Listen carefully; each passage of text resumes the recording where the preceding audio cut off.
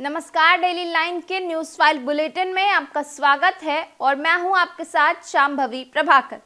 इस बुलेटिन में हम आपको बताएंगे कि बंगाल के सीएम ममता बनर्जी ने इंडिया गठबंधन को क्या झटका दिया है। इसी के साथ बताएंगे कि लल्लन सिंह के इस्तीफे के बाद कौन बना जेडीयू का नया राष्ट्रीय अध्यक्ष।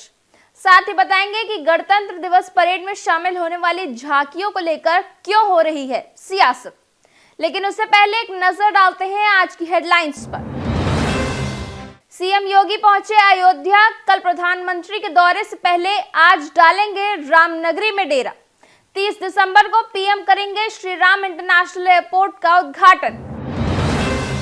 ममता बनर्जी ने इंडिया गठबंधन को दिया तगड़ा झटका, बोली राज्य में नहीं करेंगी कोई गठबंधन।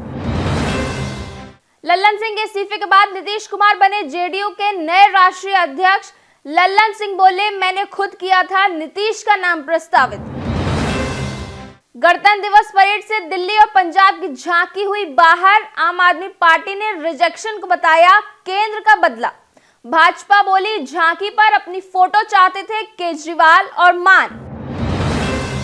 राघव चड्ढा को राज्यसभा में आपका नेता बनाने की मांग खारिज। सभापति जगदीप धनखड़ ने ठुकराई केजरीवाल की मांग। अब बात करते हैं आज की पहली खबर की। आज शुक्रवार 29 दिसंबर को उत्तर प्रदेश के सीएम योगी अयोध्या पहुंचे और हनुमानगढ़ी और राम जन्मभूमि में दर्शन पूजन किया। इसके बाद सीएम ने Ayodhya Dham railway station, Shri Ram airport और जनसभा स्थल का निरीक्षण किया। बता दें कि कल पीएम मोदी के आगमन से पहले आज सुबह से ही रिहर्सल और तैयारियों का दौर जारी रहा। दरअसल कल 30 दिसंबर को प्रधानमंत्री नरेंद्र मोदी अयोध्या आ रहे हैं। पीएम अयोध्या को 15,700 करोड़ की योजनाओं की सौगात देंगे। साथ ही अयोध्या और आसपास के लिए 11,000 करोड़ की योजनाओं का लोकार्पण और शिलान्यास भी करेंगे। पीएम मोदी कल अंतर्राष्ट्रीय हवाई अड्डे और अयोध्या धाम रेलवे स्टेशन के नए भवन का शुभारंभ और वंदे भारत और अमृत भारत समेत पूरे देश की 8 ट्रेनों को हरी झंडी दिखाकर रवाना करेंगे। इसके बाद वे सड़क मार्ग से रामधाम के धर्मपथ और रामपथ पर रोड शो करेंगे।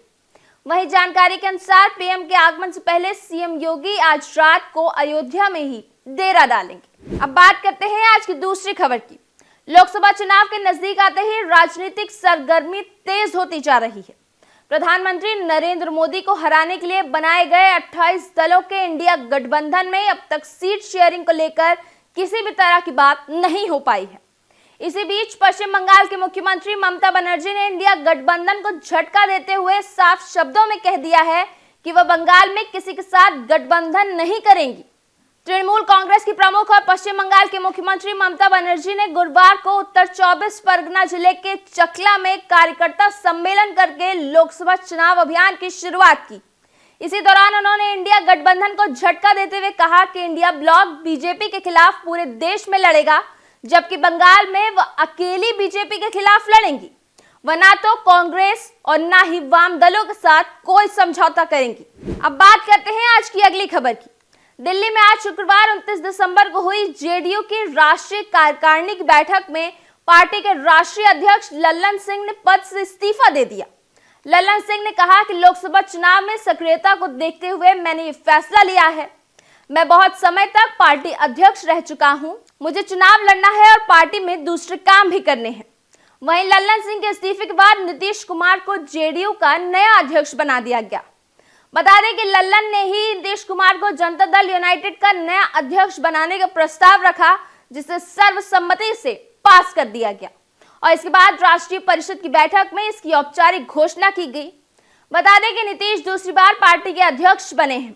अध्यक्ष बनने के बाद नीतीश कुमार ने कहा कि आप लोगों का आग्रह था, इसलिए मैं इसके लिए तैयार हुआ। दरअसल 21 जुलाई 2021 में लल्लन सिंह को जेडीयू का राष्ट्रीय अध्यक्ष बनाया गया था।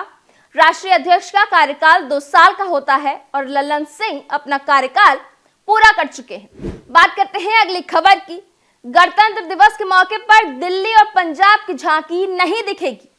केंद्र सरकार ने दिल्ली और पंजाब दोनों की झांकियों को रिजेक्ट कर दिया है, जिसके बाद से इस मुद्दे पर सियासत गरमाने लगी है। दिल्ली सरकार के कैबिनेट मंत्री सौरभ भारद्वाज ने इसे लेकर आज शुक्रवार 29 दिसंबर को एक प्रेस कॉन्फ्रेंस की, जिसमें उन्होंने कहा कि दिल्ली के साथ पंजाब की झांकी रिजेक्ट होना कोई इत्तेफाक की बात नहीं है। असल में यह दुर्भावना से प्रेरित कदम है और केंद्र सरकार आम आदमी पार्टी से बदला ले रही है। इसी के साथ सौरभ ने कहा कि केंद्र 3 साल से दिल्ली की झांकी रिजेक्ट कर रही है। आखिरी बार दिल्ली की झांकी 2021 में प्रदर्शित हुई थी। इस साल हम दिल्ली के स्कूल और मोहल्ला क्लिनिक दर्शाने वाले थे। हालांकि केंद्र ने हमें झांकी में बदलाव के सजेशन दिए थे जो हमने किए। अगर झांकी में कोई और बदलाव होना था तो केंद्र को हमें बताना चाहिए था। वहीं पंजाब के सीएम भगवंत मान ने भी केंद्र सरकार पर सवाल उठाए और कहा कि केंद्र ने भेदभाव किया है। जिन भी राज्यों की झांकी सिलेक्ट की गई है उनमें से 80% में भाजपा की ही सरकार है। इस पर पंजाब भाजपा ने कहा था कि सीएम भगवंत इस मुद्दे का राजनीतिकरण कर रहे हैं। दरअसल भगवंत मान झांकी में खुद की और अरविंद केजरीवाल की फोटो चाहते थे। बात करते हैं अगली खबर की। राज्यसभा के सभापति जगदीप धनखड़ ने आम आदमी पार्टी के राष्ट्रीय संयोजक अरविंद केजरीवाल द्वारा राज्यसभा में अंतरिम पार्टी नेता के रूप में राघव चड्ढा की नियुक्ति की मांग करने वाले अनुरोध को आधिकारिक तौर पर खारिज कर दिया है। बता दें कि आम आदमी पार्टी ने सांसद राघव चड्ढा को अंतरिम तौर पर राज्यसभा में पार्टी का नेता बनाने की मांग की थी, जिसको खारिज कर दिया गया है। बता दें कि आम आदमी पार्टी के संयोजक और दिल्ली के सीएम अरविंद केजरीवाल ने 14 दिसंबर को राज्यसभा के सभापति को पत्र लिखकर कहा था कि मैं राज्यसभा में अंतरिम पार्टी नेता के रूप में राघव चड्ढा का नाम प्रस्तावित करना चाहूंगा। इसी के जवाब में सभापति ने लिखा, यह पहलू मान्यता प्राप्त दलों और समूहों के नेताओं और मुख्य संचेतकों अधिनियम 1998 और उसके तहत बनाए गए नियमों के अधीन नहीं है। लागू कानूनी व्यवस्था के अनुरूप नहीं होने के कारण अनुरोध को स्वीकार नहीं किया जा रहा है। बात करते हैं अगली खबर की। हेमंत सोरेन सरकार को आज 4 साल पूरे हो गए हैं। इसी मौके पर झारखंड सरकार ने एक कार्यक्रम आयोजित किया था जिसमें सरकार का 4 साल का रिपोर्ट कार्ड पेश करते हुए कई बड़े ऐलान किए गए। इसी दौरान कार्यक्रम को संबोधित करते हुए मुख्यमंत्री हेमंत सोरेन ने मंच से बड़ा ऐलान किया। सोरेन ने कहा कि मैं घोषणा करना चाहता हूं कि हमारे राज्य में जो आदिवासी दलित भाई हैं उनके लिए वृद्धावस्था पेंशन के तहत योग्यता आयु 60 से घटाकर 50 साल कर दी है। मुख्यमंत्री हेमंत सोरेन ने कहा कि आदिवासी लोगों को जो वृद्धावस्था पेंशन पहले 60 साल की उम्र से दी जाती थी उसकी आयु सीमा घटाकर अब 50 वर्ष कर दी गई है। इसके अलावा झारखंड के लोगों के लिए नौकरियों को लेकर भी सीएम हेमंत सोरेन ने बड़ा ऐलान किया है। जो भी कंपनियां झारखंड में ऑफिस स्थापित करेंगी उनमें 75% जगह स्थानीय लोगों के लिए रिजर्व होगी। अब बात करते हैं आज की आखिरी खबर की। सुबह अध्यक्ष ओपी राजभर ने आज दिल्ली में बीजेपी अध्यक्ष जेपी नड्डा से 25 मिनट तक मुलाकात की। इस मुलाकात के दौरान मंत्रिमंडल विस्तार और सीट बंटवारे को लेकर राजभर ने नड्डा के साथ चर्चा की। योगी आदित्यनाथ सरकार में फिर से मंत्री बनने को लेकर लॉबिंग कर रहे ओम प्रकाश राजभर की जेपी नड्डा के साथ इस मुलाकात को उत्तर प्रदेश की राजनीति के लिहाज से काफी अहम माना जा रहा है। वहीं मीटिंग के बाद से यह तय माना जा रहा है कि आगामी यूपी सरकार के मंत्रिमंडल विस्तार में ओपी राजभर को कैबिनेट मंत्री बनाया जाएगा। बता दें कि योगी सरकार में फिर से मंत्री नहीं बनाए जाने से नाराज राजभर अब 2024 में लोकसभा का चुनाव लड़ना चाहते हैं। उत्तर प्रदेश में 2017 के विधानसभा चुनाव के दौरान ओम प्रकाश राजभर की पार्टी सुबह सपा भाजपा के साथ मिलकर लड़ी थी। एनडीए के सत्ता में आने के बाद राजभर को योगी सरकार के मंत्री के तौर पर भी शामिल किया गया था, लेकिन 2019 के लोकसभा चुनाव के दौरान दोनों दलों के बीच खटास पैदा हो गई।